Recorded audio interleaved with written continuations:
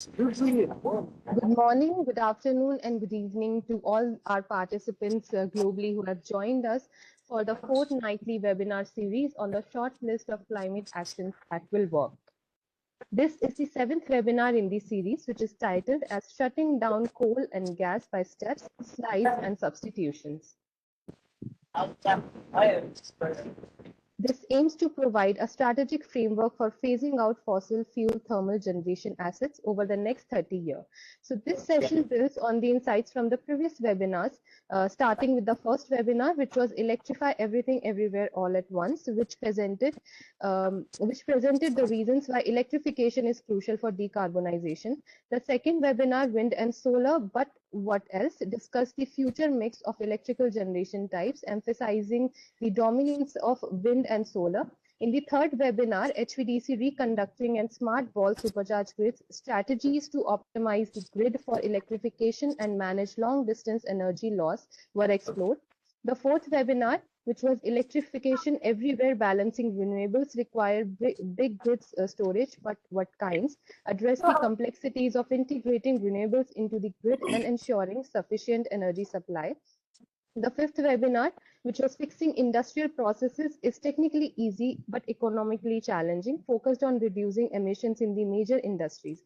And the sixth webinar, Electrification Everywhere, Carbon Pricing is an Essential Tool in the Climate Solution Kit Bag, highlighted the role of carbon pricing in the encouraging low carbon choices. So with that, we would dive into the webinar, into the seventh webinar of this series. But before that, all of these YouTube links for the past webinars will be posted in the chat box for your reference. You can visit them on ISGF's YouTube channel as well. Before we dive into the webinar, a little request for all our participants to please keep your audio on mute. Do not unmute or turn on your video during the presentation. You may send any messages, questions via chat box. We'll be taking them in the end. And as usual, the moderator of today's webinar is Mr. Reggie Kumar Pillai, President, India Smart Grid Forum, and the presenter will be Mr. Michael Bernard from The Future is Electric. So over to you, sir. Good morning, good afternoon, good evening. Welcome you all to the 7th edition of this webinar series. Today, unfortunately, I am in an airport, so I will keep my video short and my speech also very short. As most of you know, more than 120 countries have declared their net zero target, varying from 2045 to 2070.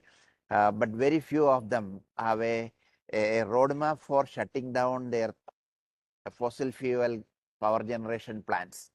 So that is one of the major milestone for achieving net zero. However, people are not. India, we have a net zero target of 2070. So we have been arguing that in order to achieve net zero 2070, the power sector should be net zero by 2050. So there are many new power plants, old power plants which need to be shut down. There was different dialogues happening at different levels. But in the last 2 5-year plans, we didn't plan many of the coal plants. And the last authentic report which I know about is about 8,000 megawatt of new coal plants will be built in states like Gujarat, Rajasthan, etc. to stabilize renewable generation, which they are currently facing major issues. So this was what the scenario till 2 months ago. In last 1 month, there are so many corners we hear about a new target of, somebody talks about 28,000 megawatt of new coal generation, somebody talks about 80,000 megawatt of coal generation. So 80, when it came, I thought it's a spelling error. Error. 8,000 is misspelled as 80,000. But this renewed vigor in new coal plants in India is something really worrying, and we don't know what is authentic and official. There's no word from the ministries or anywhere, but there are a lot of talk going on. And same is the case with many other countries. On one side, we've been talking about net zero and moving completely to renewables and green energy, and on the other side, coal is having a new lease of life.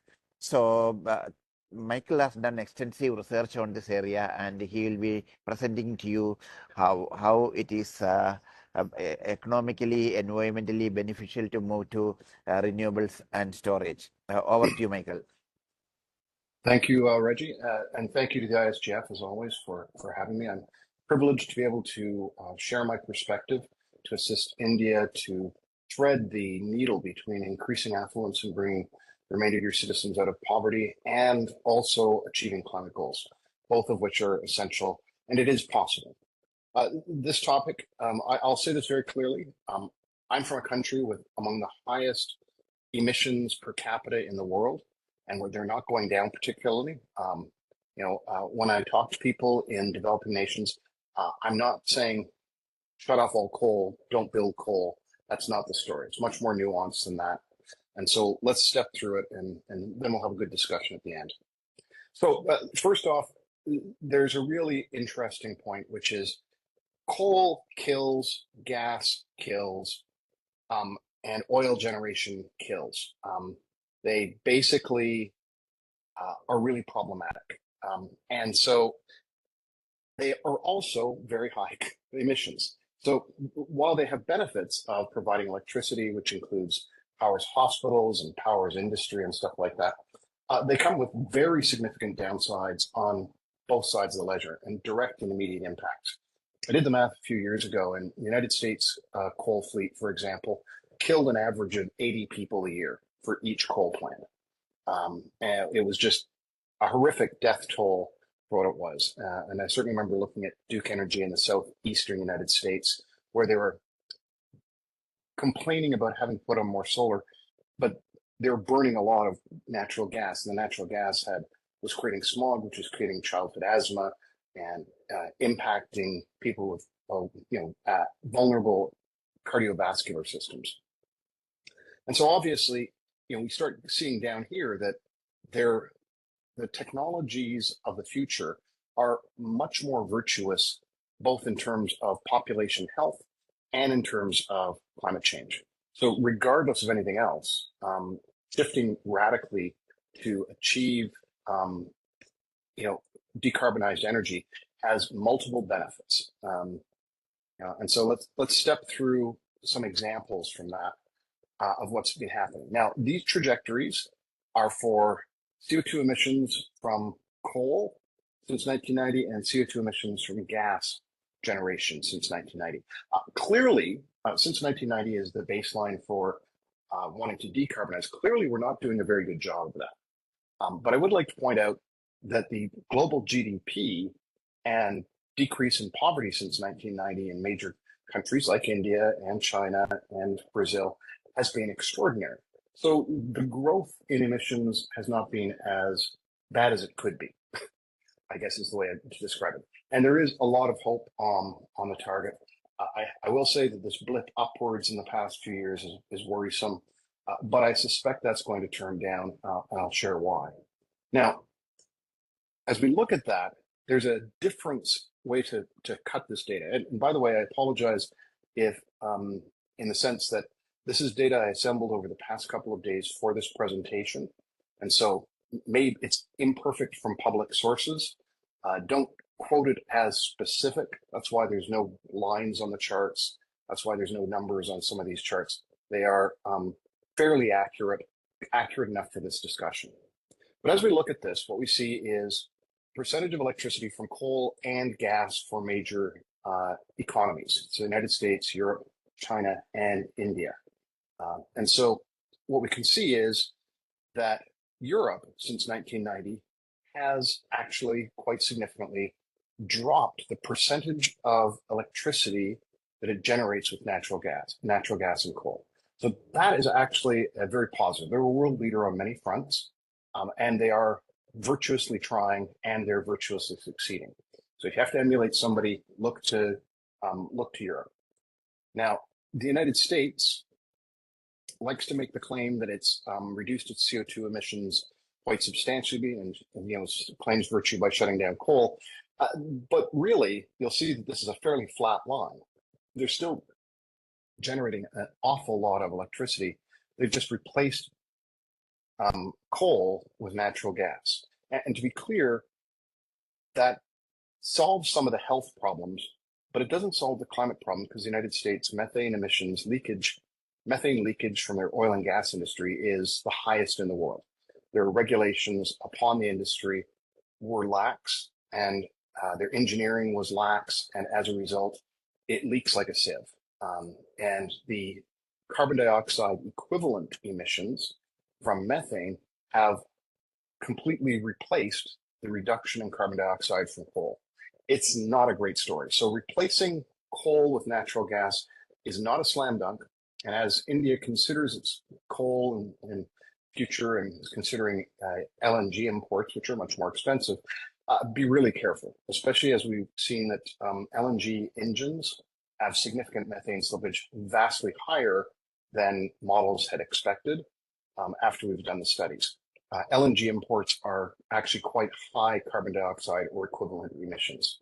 So, China, on the other hand, had a fairly high percentage of electricity generated from coal, but now as it's hammering in renewables, you'll see its curve is very positive.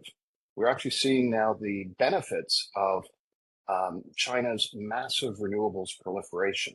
They're now doing approaching 7 gigawatts of capacity a week between wind and solar.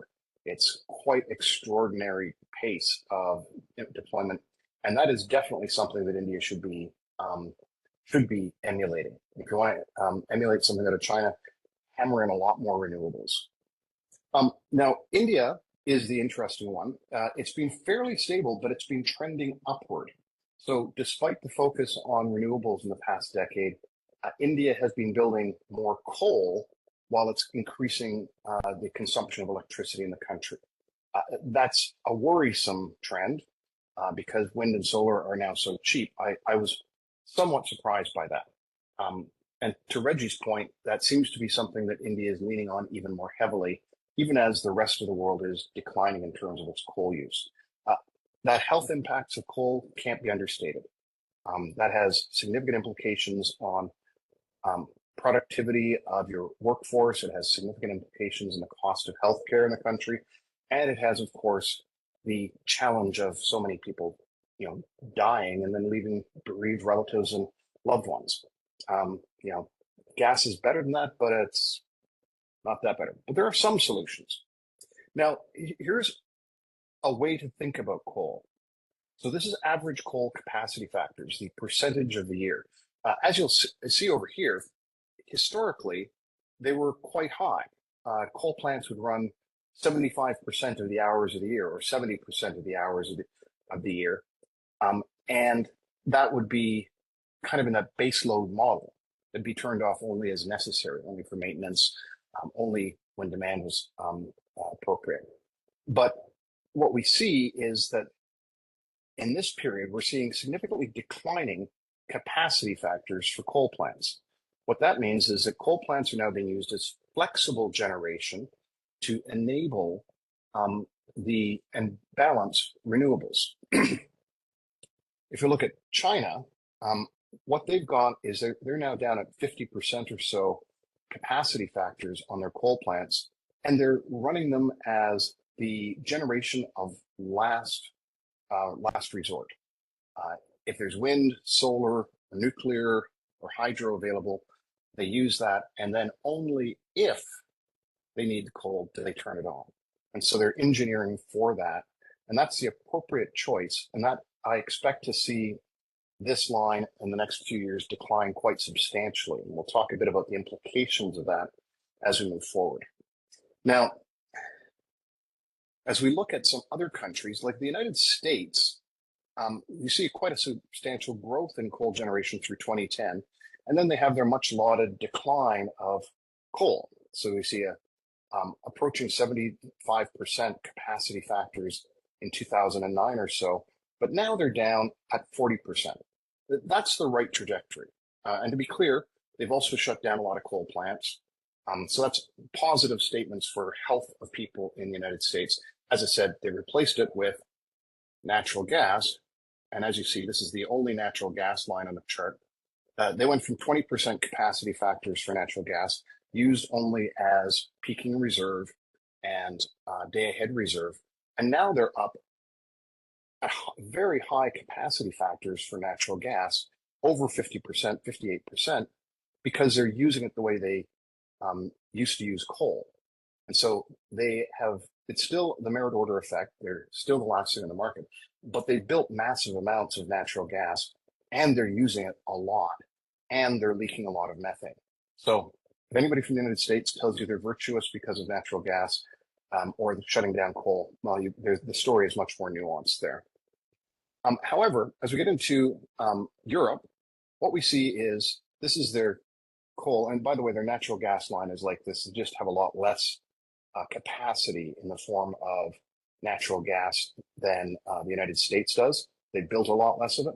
But you see this since 1990, they've been reducing the capacity factors of their coal plants to among the lowest on the planet. And they've also been shutting down coal plants. So once again, positive statement, positive ongoing efforts from Europe, and they're not replacing coal with natural gas to nearly the extent the United States is.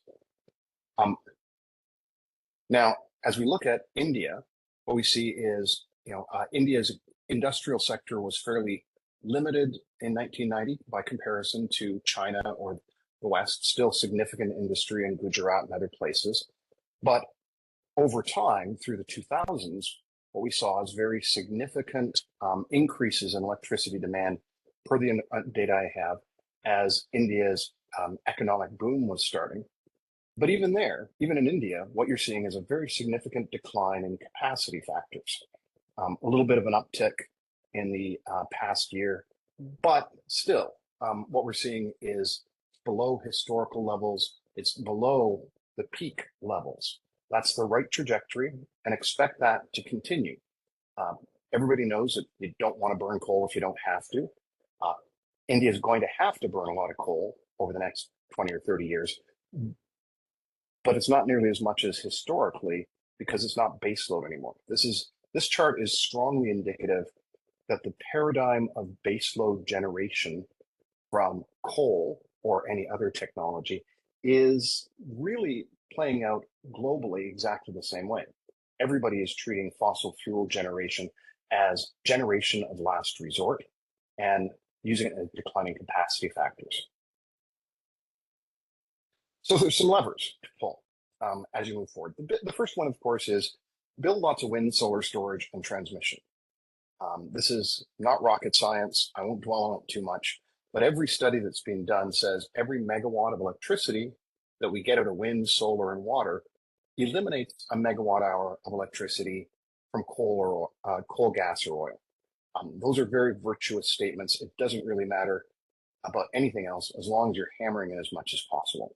Clearly, India needs to do what everybody else except China needs to do, which is accelerate its deployment of renewables. Everybody on the planet is lagging in terms of deployment of renewables, except China, because it's figured it out. And it figured it out 10 or 15 years ago, created the national strategic goal to be a global leader in those technologies. And that's paying domestic and international dividends now. But I'm not saying that Europe is building enough. I'm not saying North America is building enough. I'm just saying India needs to significantly increase its build out of these things in order to achieve true zero emissions and to continue lowering the capacity factor of coal plants. The next lever that I'd like to talk about is shutting down the coal plants where there's lots of people.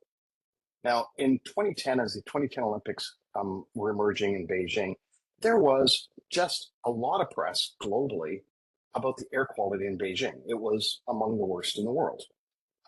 The US Embassy, for a while, very cheekily, was actually publishing the PMQ counts from their air monitors on top of their embassy.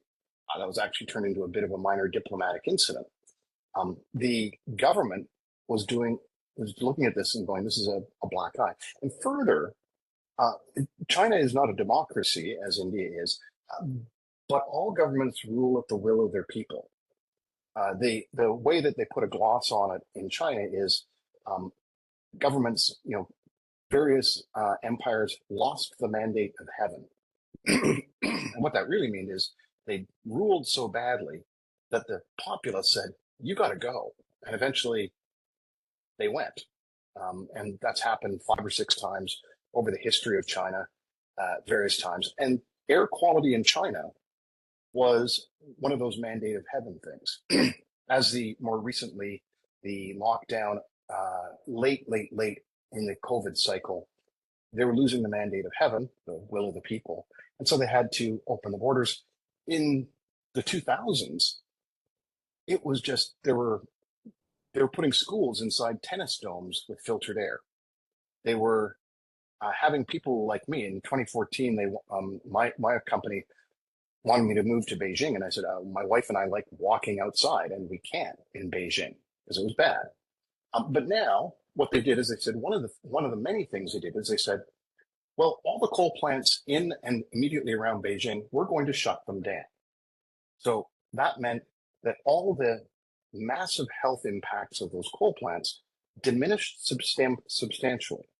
Now they're in parallel building other stuff elsewhere, but also the thing about coal plants in developed areas, frequently they're the oldest coal plants. They're the worst. They're the dirtiest. And so as they shut down those coal plants and replaced them in many cases with supercritical coal plants, they significantly decreased the CO2 emissions from coal and significantly reduced the health impacts of coal.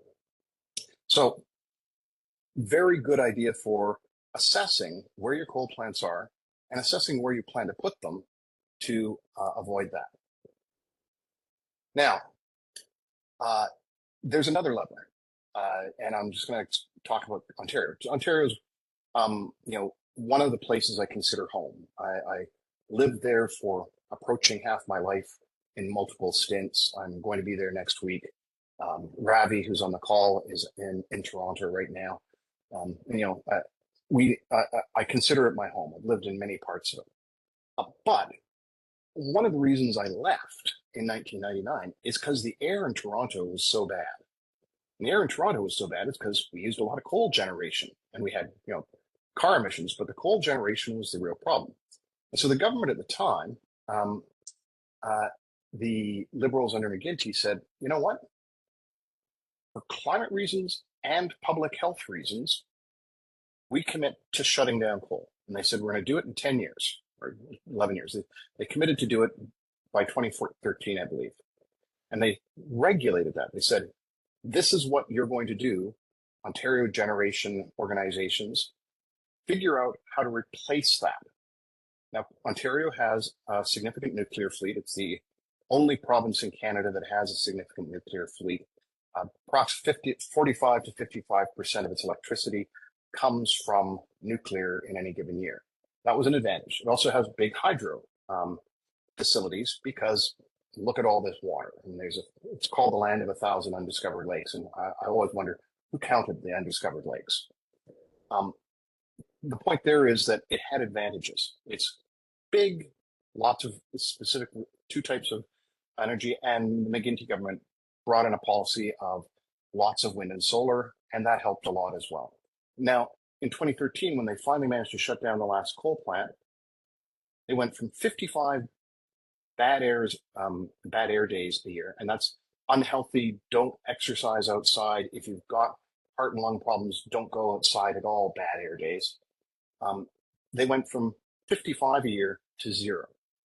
Now, in the past couple of years, we've had wildfire smoke in Toronto and Montreal that has created bad air days, and a lot of that was due to burning coal globally. But the air in Toronto and the air in Montreal is much healthier than it used to be. And so Toronto did that regulation, and then they next put into law saying, and they made it legally impossible to build more coal. They didn't just regulate, they made it a law. And so any government who wishes to go back to the bad old days for whatever reason doesn't have that opportunity. That was 37 million tons lower coal emissions and 0 bad air days. Everybody was breathing more easily. Lever 4, shut down. Every time you shut down an old subcritical plant and replace it with a new supercritical plant, you shut down a lignite burning plant and replace it with a bitumen burning plant, you are reducing the impacts of coal generation. And so while China gets a lot of bad press for the number of coal plants it's building, what it doesn't get recognized is how many they've shut down. As we look at this, they had when I did this assessment last year using the Global Energy Monitor data for China, they had 1,100 operating gigawatts of capacity of coal plants, but they'd shelved, retired, mothballed, or canceled 775 gigawatts of capacity. Now, retired and mothballed just means they actually shut the plant down entirely, an operating plant down entirely, or they've decided that an announced pre-permitted or permitted plant was not going to go forward, or construction or permitting, they just canceled it. They said, we don't need this.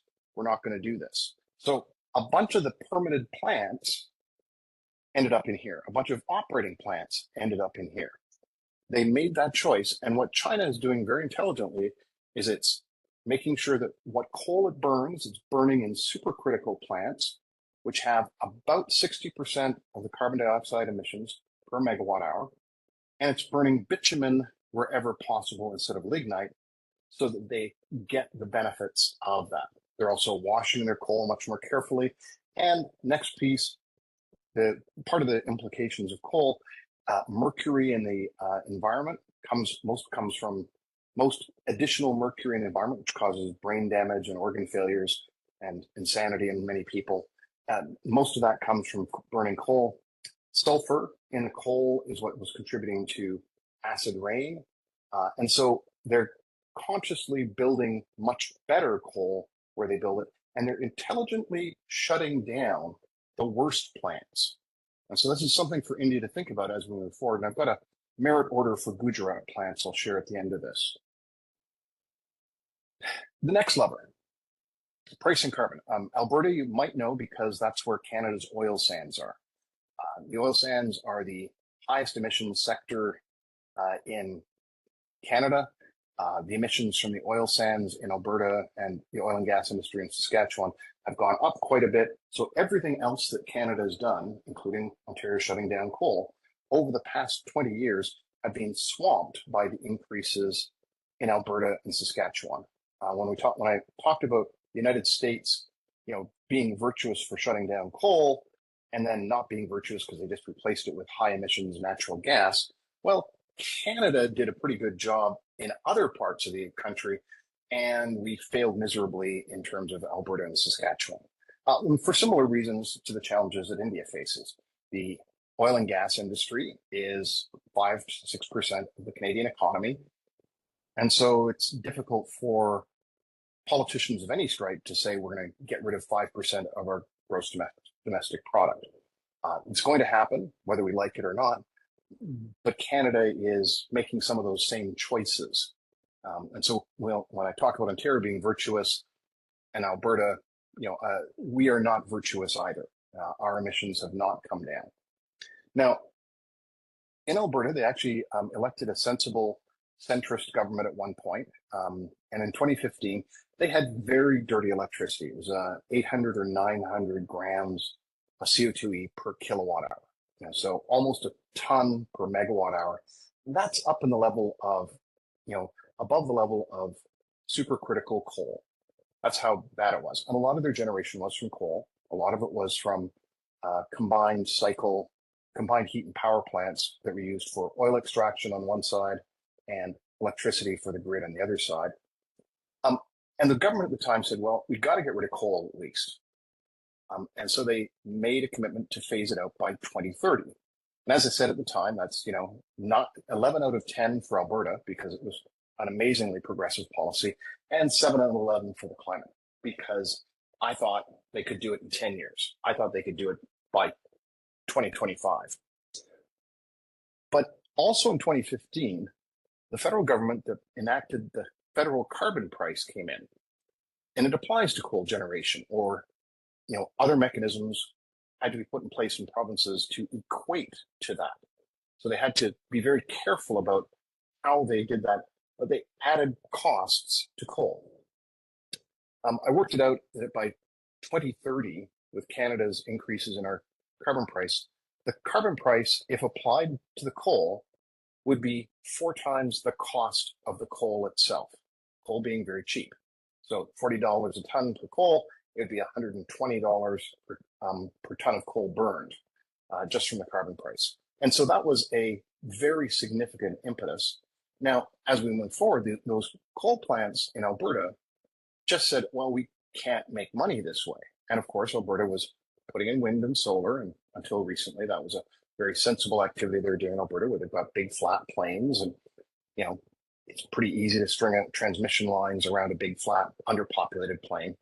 Now, from an India perspective, just think of Alberta as having the population of one of your tiniest cities. There's, I think, 4 million people in the entire massive province. And so as we move forward, the coal plant said, well, we can't make any money. We can't afford to operate. And so they did some work, and they made some adjustments, and they made some agreements, and the coal owners got bought out effectively. And the last coal plant shut this month. So Alberta is now coal free.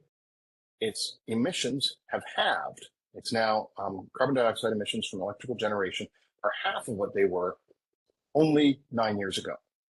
So that's another way to do it. The carbon price started impacting away, and that creates the competitive advantage that means more people invest in wind, solar, storage, and transmission instead of coal. You're pricing the negative externality. As I talked about in my previous lecture on Pigovian carbon pricing approaches, it makes the economics change in a predictable way so that people can then make strategic decisions about how to achieve what they need. And so we get to Gujarat. Yes, I spent some time getting what I believe is the full list of coal generation plants in Gujarat. And once again, if I missed one or have some inaccurate data from the public data I had available to me, my apologies. Please don't achieve this. And I created an initial course merit order for Gujarat's coal plants. What I said is, what technology are they using? Is it supercritical or subcritical? Supercritical scores high, subcritical scores low. So this is I just did a 1 to 5 rating, simple unweighted criteria scheme. And the grade of coal, is it running lignite coal? That's a bad score. Is it running imported bituminous coal because of the emissions that carry along the supply chain? That's higher emissions as well. That was kind of a medium. And then bituminous coal was ranked high because bituminous coal is the most efficient and the lowest CO2 per ton of coal burned. It's not great, it's far from great, but it's better than the alternatives. Then megawatts of capacity. Big plants that are generating a lot of energy are a lot harder to replace than small plants. So small plants, and you've got some plants that are in the 230 megawatt range. You've got some facilities that are in the 4 gigawatt range. So once again, just a merit order of scale of plant indicating its size. Now the last one is built up area. If the plants are in a built up area, and 3 of the plants per my public data are, well, then they're creating a lot more negative health impacts. And so this is just as a course measure, what we can see is these plants over here tend to be small. They tend to be more in built up areas. 1, 2, and 3 of them are in built up areas. And those plants that don't meet this criteria should be replaced, if possible, with supercritical plants burning bituminous coal, or if they're in a built-up area, just shut down and a new plant built up outside of the built-up area. And so this is a more nuanced way of looking at it. Coal is a necessary, I'm just going to say it's a necessary evil, but we can diminish the amount of negative impacts of it with supercritical coal, with high-grade coal, with better washed coal, and by keeping it away from people as much as possible. Now, this does require building some transmission and building some storage, but you're building transmission and storage anyway. I will say that a lot of coal facilities now are being repurposed with storage and lots of solar as much as they can pack into the space. And that's something seriously to consider for the ones you shut down. But getting rid of those coal plants significantly reduces the negative externalities in Gujarat. And because the generation is relatively low, it's relatively easy to replace. These ones over here that are like 4 gigawatt plants that aren't in built up areas, as far as I know, oh well, and they're running supercritical coal. They're the most modern facilities with the lowest emissions. It makes sense for those to persist the longest.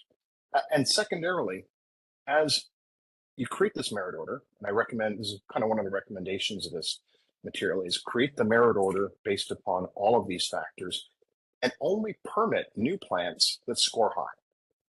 Supercritical, bituminous, away from people, big capacities.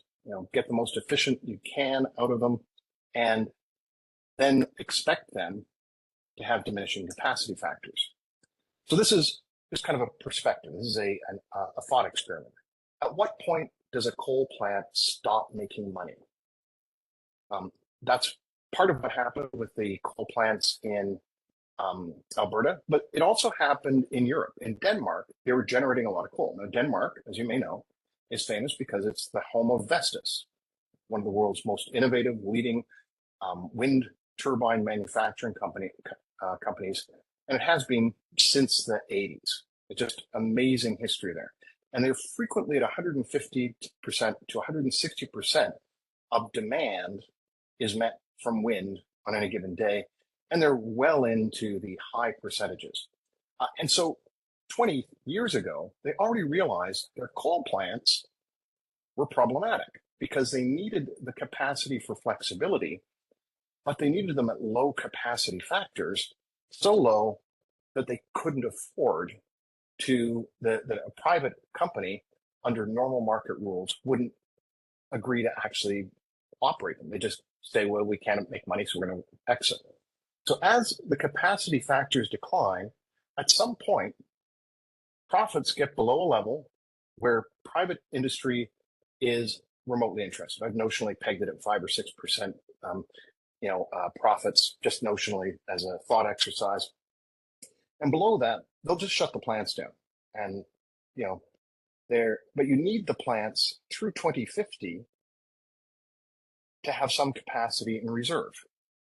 Just because as you build up wind, solar, and storage, eventually you'll just be using fossil fuel generation less and less and less, but you still need it around. You don't want people in New Delhi to lose air conditioning during the summertime. That's just a recipe for disaster. So you have to keep grid reliability high. You have to keep electricity there. So you need to create a funding mechanism. Now, Denmark, they nationalized their coal plants, and they treated them as a governmental expense for capacity. That's what they did. Other people in the UK, they have explicitly a capacity market where people bid to provide capacity, and pumped hydro, for example, is under that model. So pumped hydro is actually got capacity markets in the UK, and coal plants can have capacity markets as well. And those are annualized capacity, just the ability to turn on and deliver electricity when it's required has value on grids.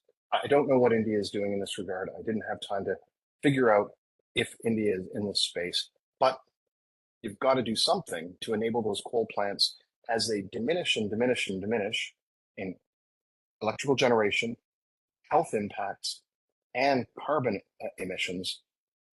You've got to still find a way for them to bridge this fiscal gap and enable them to make enough money to stay open. And that is my presentation. Let's have a conversation about it. Thank you, Michael. Look at the questions on the window. Bala, please project the questions if there are any. Only one question. Oh, Michael.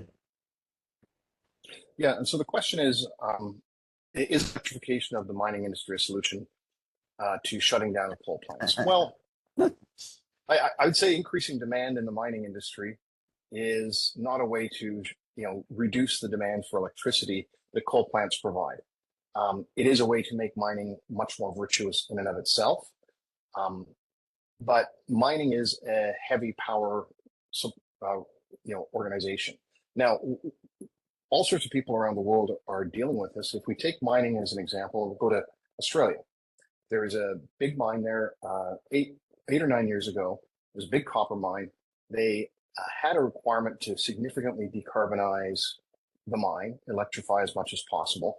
And what they did is they built 40 megawatt solar farm near the mine.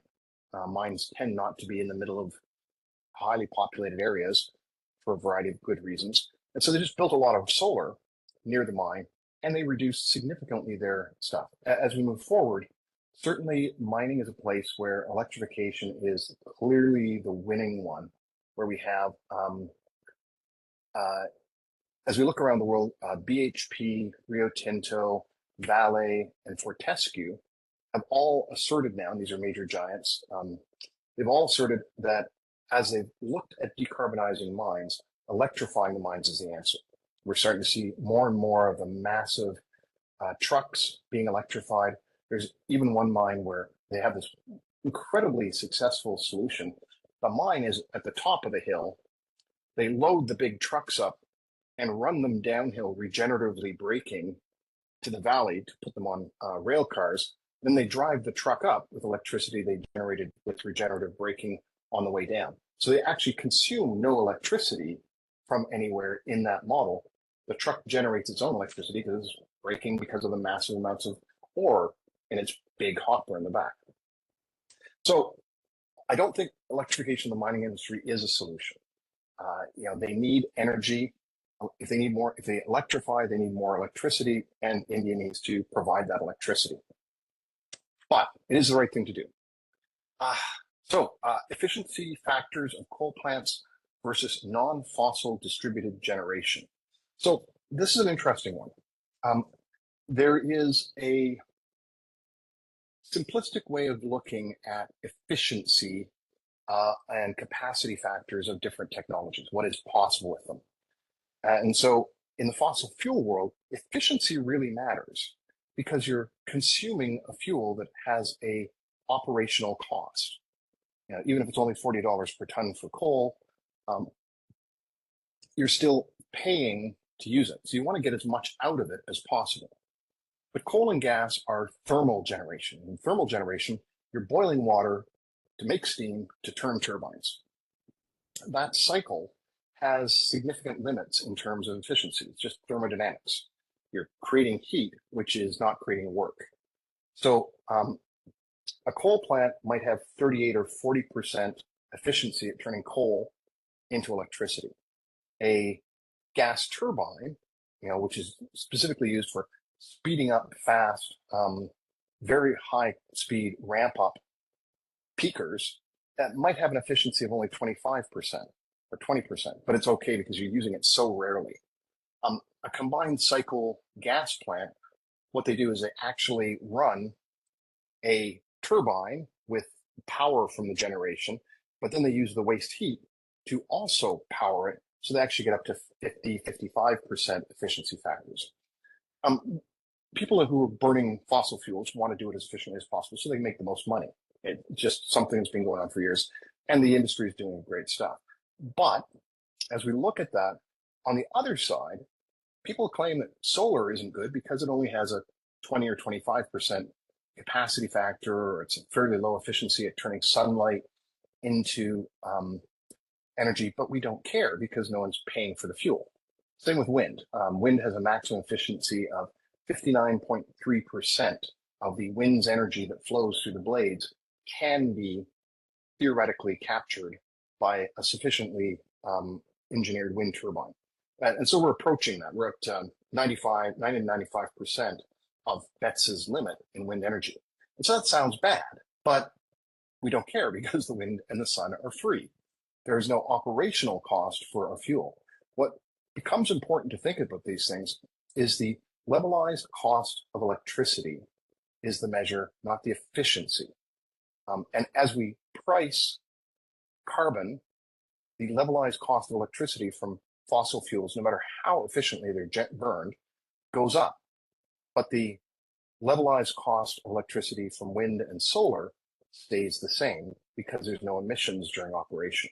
And so the efficiency is a bit of a red herring. What you have to do is abstract it up to the point where you're looking at the economic discussion. And to be clear, Lazard has been doing its levelized cost of electricity assessments for possibly a decade now. Most recently, in the past few years, they've tended to focus in the United States, which has diminished their value substantially from my perspective. But in the United States, solar or wind firmed with battery storage is still cheaper than gas or coal, even in the United States where they don't have a price on carbon emissions from coal or gas generation. And so, as soon as we say firmed electricity from renewables is cheaper than gas or coal generation, there is no economic argument left. The United States is just, regardless of any policies from any level of government, the United States is just going to build a lot more renewables. And this shows, by the way, I looked at some trajectories for the penetration of wind and solar from the Obama Biden administration, the Trump administration, and then the Biden-Harris administration. And the curve was exactly the same for 12 or 13 years. Nothing the government did changed it. The Trump administration's quite famous hatred of wind energy did nothing to the slope of deployment of renewables because they're cheaper, because they've been proven to be reliable on grids. They have zero correlation with reliability. They're not expensive, and so everybody's just buying them, and they will. So they've won, and so we're just going to keep doing it. But really giving them headwinds to make them go faster and giving tailwinds to the renewables and headwinds to coal and gas is the right choice, and they find the optimal balancing point. Next question. So when coal plants are shutting down in developing countries, are they stopping the coal extraction also? The coal can be exported. Is there any international mechanism to stop that? It's a great question. So recently I looked at the United States, which has dropped its coal generation. And you would expect the amount of coal that it mines would diminish in alignment with that. Well, there was a dip, but now coal mining is back up to where it was in 2000. And the reason for that is, to exactly your point, the United States has become a coal exporting country, just as it has become the world's biggest oil exporting country and the world's biggest natural gas exporting country. Believe it or not, the United States is now a petrostate. It is its own Middle East, which is creating many of the problems we're seeing in the country.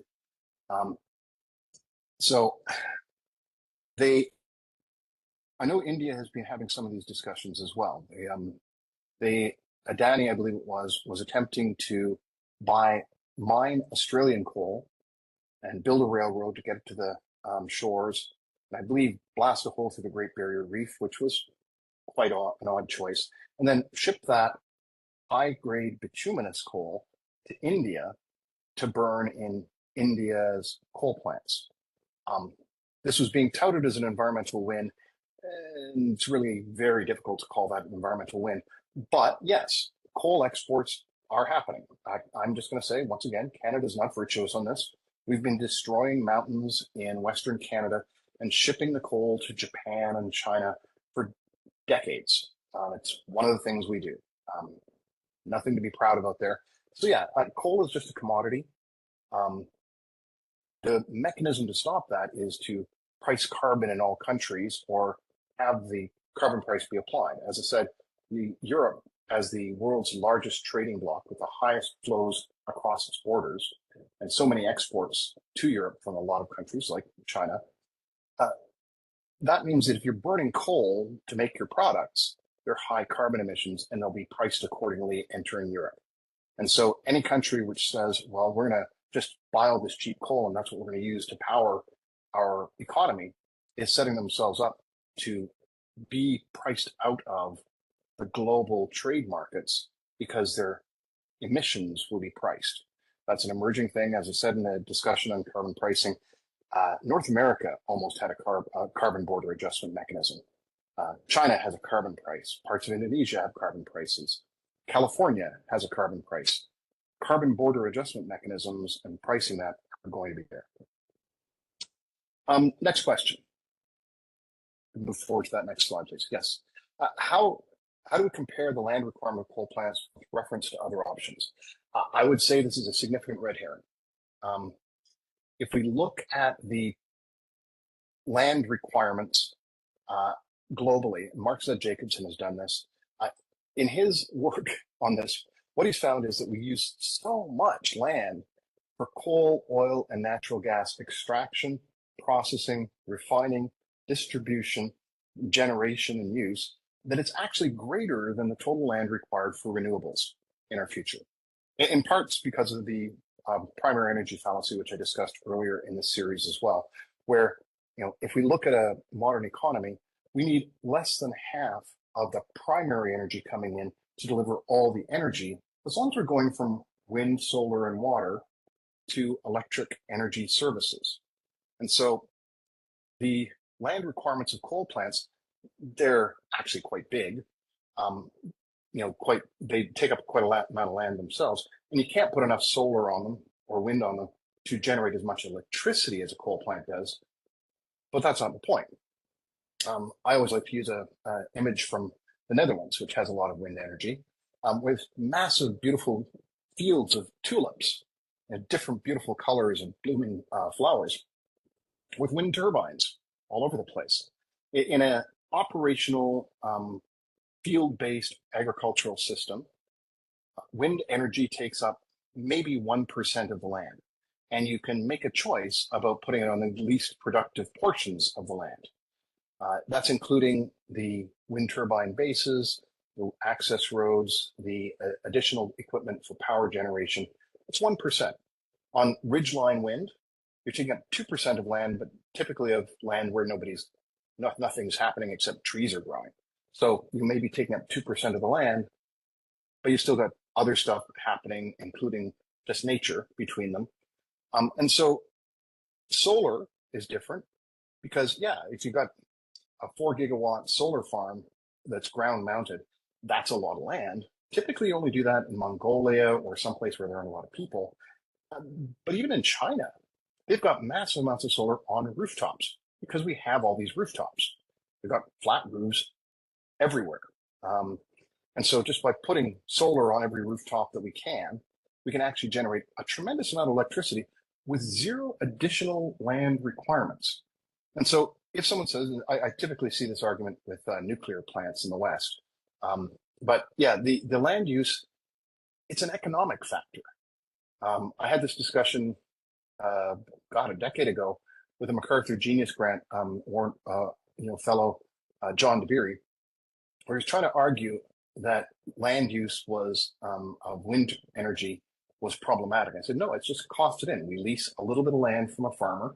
They get a revenue stream of $6,000 to $18,000 US per year at that time in the United States, an additional drought-proof revenue stream, and that's factored into the cost of electricity. And so land use is just something that goes into the levelized cost of electricity, and that's the way to think about it. I will say that India is not unique in this, but it is perhaps more challenged than many because you've got over 1.4 billion people now in an area a third the size of Europe or China or the United States, the geographies I tend to compare you to. And so you've got a larger amount of people in a smaller geographical area, but still, wind energy doesn't take up much space. We've got offshore wind, got floating offshore wind.